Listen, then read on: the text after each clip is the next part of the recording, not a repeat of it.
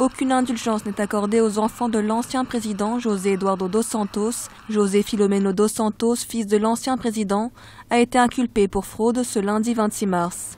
L'ancien directeur du Front souverain angolais, limogé de ses fonctions en janvier 2018 par le président João Lourenço, est poursuivi pour avoir ordonné un virement de 500 millions de dollars à partir d'un compte appartenant à la Banque centrale angolaise. Un mouvement de fonds jugé suspect, effectué lors de l'exercice de ses fonctions. Monsieur dos Santos est poursuivi pour fraude, détournement de fonds, trafic d'influence, blanchiment d'argent et association criminelle. Il n'y aura pas d'indulgence pour ce crime, même si l'argent a été rendu à notre pays. Nous irons jusqu'au bout de cette enquête, il n'y aura aucun pardon. João Lourenço, élu en septembre 2017, avait fait de la lutte contre la corruption une de ses priorités afin de relancer l'économie du pays. La corruption étant l'une des principales causes du déclin économique du pays, avec la chute des cours du pétrole.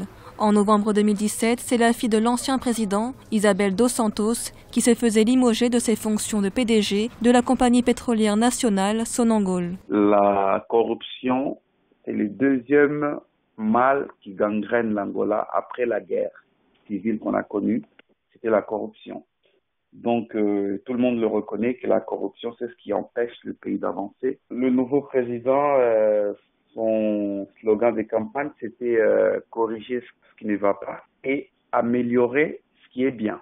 Et il avait dit qu'il allait lutter contre la corruption et l'impunité. On voit quelques signaux, mais pour l'instant, on n'a pas encore vu de résultats concrets. Les fonds détournés à destination d'une succursale londonienne de la banque Crédit Suisse auraient été remis au gouvernement angolais.